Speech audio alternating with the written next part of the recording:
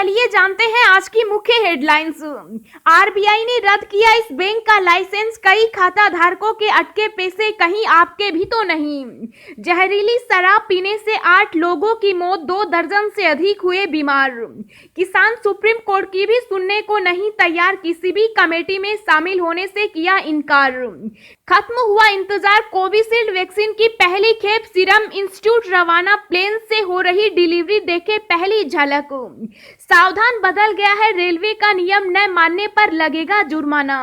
Supreme court ने तीनों कृषि कानूनों को लेकर किया बड़ा ऐलान। देश में अब ड्राइविंग लाइसेंस और आरसी बनवाना हुआ और आसान, जाने सब कुछ। जी हां दोस्तों, और भी बहुत बड़ी काम की खबरें निकल कर आ रही है, इसलिए वीडियो को लास्ट तक जरूर देखना। तो चलिए जानते हैं एक एक करके तमाम बड़ी खबरों को। पर इससे पहले अभी तक आपने इस वीडियो को लाइक नहीं किया तो लाइक कर दीजिए। तो चलिए वीडियो स्टार्ट करते हैं। खत्म हुआ इंतजार, कोविशील्ड वैक्सीन की पहली खेप, सीरम इंस्टीट्यूट रवाना, प्लेन से हो रही डिलीवरी देखे पहली झलक।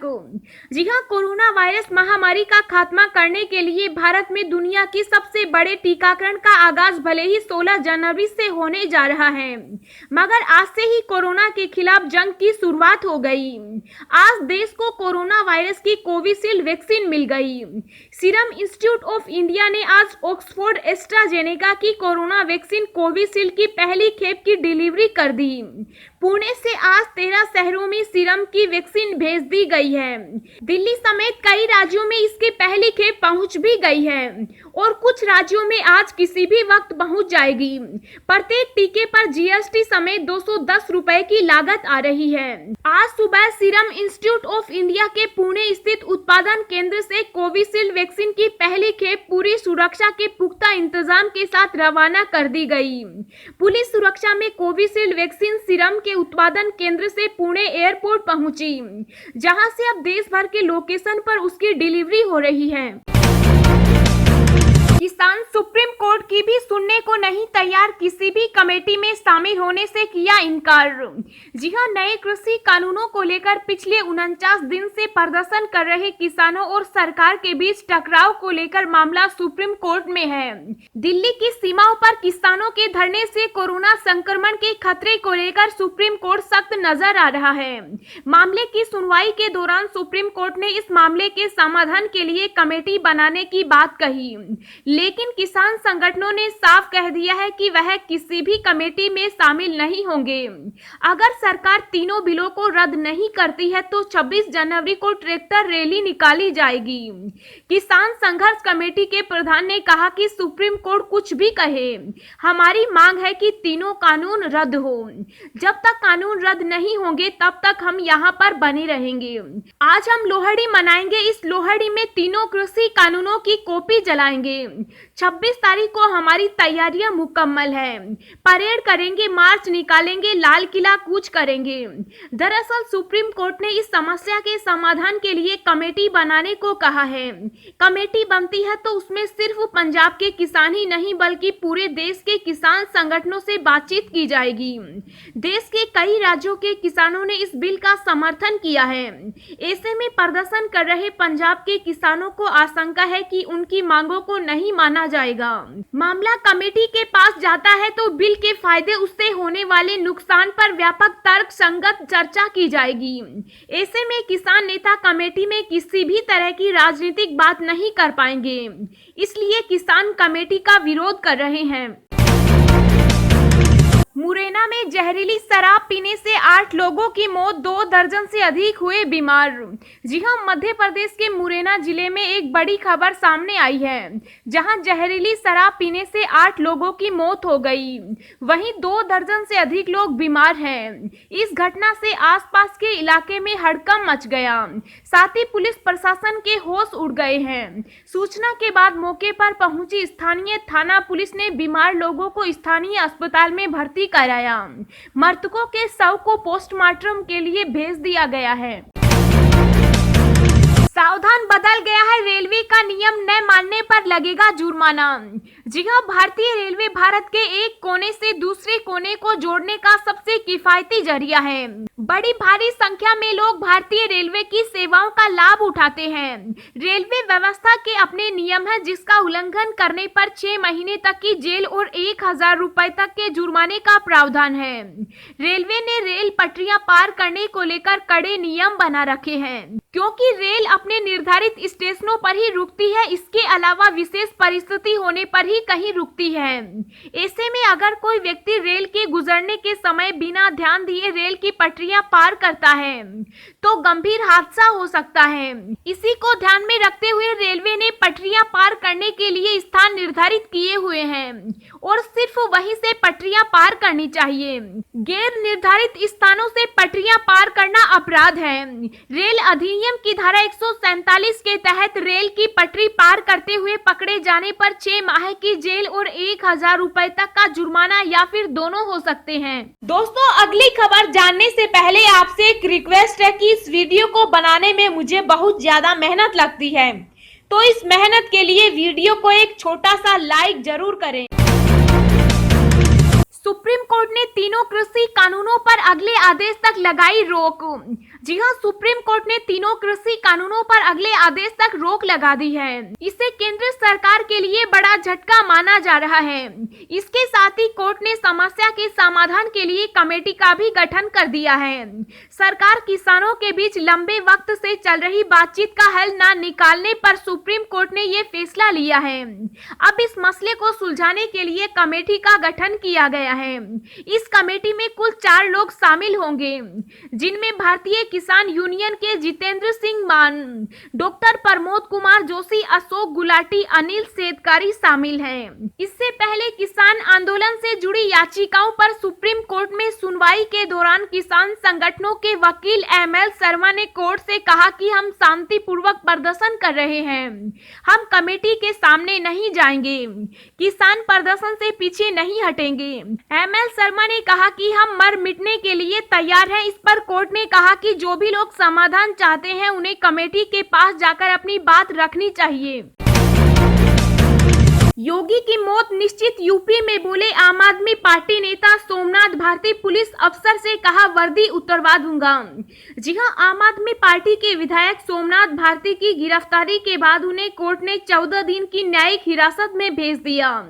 सोशल मीडिया पर भारती के कई वीडियो वायरल हो रहे हैं, जिसमें वह सीएम योगी आदित्यनाथ और पुलिस को धमकी देते नजर आए। सोमनाथ भारती 2 दिन के यूपी दौरे पर आए थे और रायबरेली में रुके। यूपी के अस्पतालों और स्कूलों के बारे में विवादित बयान देने के बाद उन्हें गिरफ्तार किया गया। इस दौरान उनके ऊपर स्याही भी फेंकी गई। सोमनाथ भारती ने पुलिस से कहा, आपकी वर्दी उतरवाएंगे हम, ख्याल रखिएगा, आप पहचान रहा हूं आपको, जो मेरे साथ बदतमीजी कर रहा है सबकी वर्दी उतरवाऊंगा, आप हट जाइए यहाँ से, रास्ता रोक रहे हैं आप हमारा, हम कोई अनपढ़ मंत्री हैं जो यहाँ खड़े हुए हैं। स्याही की घटना के बाद सोमनाथ भारती ने योगी को धमकी देते हुए कहा, योगी की मौत निश्चित है, उसको अरेस्ट करिए, योगी को बोल दो यह सब करने से कुछ नहीं होगा। भारती की गिरफ्तारी के बाद सीएम अरविंद केजरीवाल ने कहा, सरकारी स्कूलों को दिखाने से योगी सरकार डरी हुई क्यों है? आपके विद्यालयों की स्थिति बेहद खराब है, विद्यालयों को ठीक कीजिए। अगर आपको नहीं पता तो मनीष सिसोदिया जी से पूछ लीजिए। केजरीवाल ने योगी पर निशाना साधते हुए कहा कि जिन विद्यालयों को दिखाने से आप शर्माते हैं, उनमें करोड़ों बच्चों का भविष्य बर्बाद हो रहा है। बिहार, मध्य प्रदेश सहित इन राज्यों में अब ड्राइविंग लाइसेंस और आरसी बनवाना हुआ और आसान, जाने सब कुछ। जी हां, उत्तर प्रदेश, बिहार, मध्य प्रदेश और झारखंड जैसे राज्यों में नए साल में ड्राइविंग लाइसेंस बनवाना अब पहले की तुलना में आसान हो गया। इन राज्यों में अब लर्निंग लाइसेंस बनवाने के लिए ज्यादा दिन तक इंतजार नहीं करना पड़ेगा। आवेदक को टेस्ट देने के बाद लर्निंग लाइसेंस के लिए जिला परिवहन कार्यालयों में महीनों इंतजार नहीं करना पड़ेगा।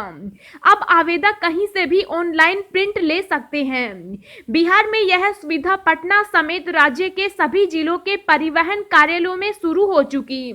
वहीं कुछ राज्यों के परिवहन विभाग ने अब लर्निंग लाइसेंस के लिए शुल्क जमा करने की व्यवस्था में बदलाव कर दिया है।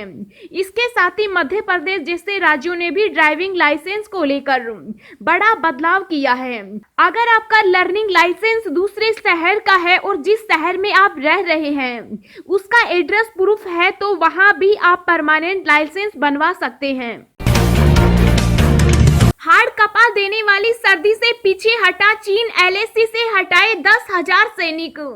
जी हां, पूर्वी लद्दाख में वास्तविक नियंत्रण रेखा पर भारत और चीन के बीच जारी गतिरोध को 1 साल का समय होने को है, लेकिन सीमा पर टेंशन अभी भी कम नहीं हुई। इस बीच पहाड़ी इलाकों में पड़ रही कड़ाके की ठंड और भारी बर्फबारी ने सीमा पर तैनात सैनिकों की मुश्किलें बढ़ा दी। इस बीच चीन की तरफ से बड़ी खबर सामने आ रही है। सूत्रों से मिली जानकारी के मुताबिक चीन ने पूर्वी लद्दाख में लाइन ऑफ एक्चुअल कंट्रोल यानी एलएसी से अपने 10,000 जवानों को हटा दिया। बताया जा रहा है कि एलएसी पर पारा शून्य से नीचे गिरता देख चीन ने यह फैसला लिया है। दिल्ली समेत देश के इन 6 राज्यों में पड़ेगी हाड़ कपाने वाली सर्दी, शीतलहर का अलर्ट जारी।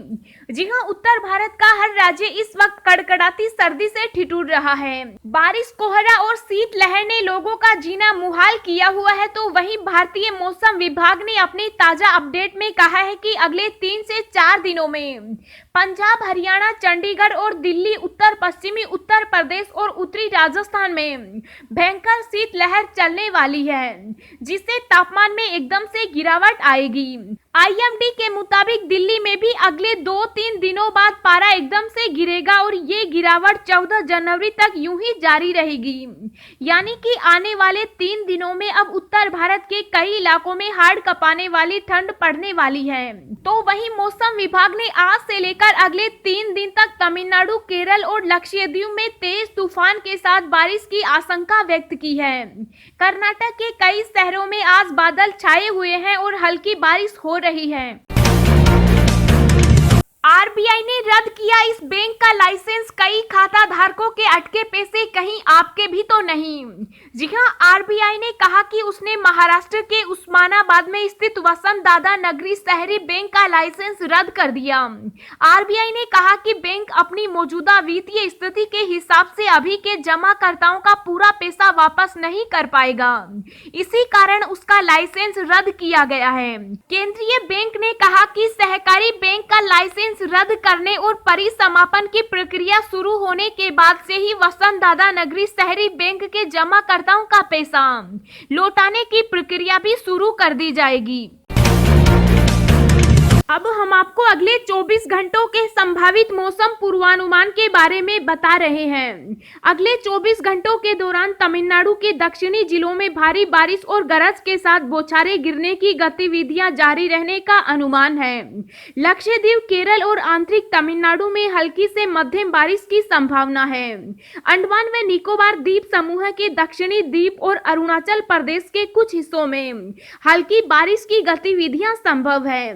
पंजाब, हरियाणा, राजस्थान, दिल्ली और पश्चिम उत्तर प्रदेश में 1-2 स्थानों पर शीतलहर चलने की संभावना है। कुछ हिस्सों में दिन में भी कड़ाके की सर्दी बनी रहेगी।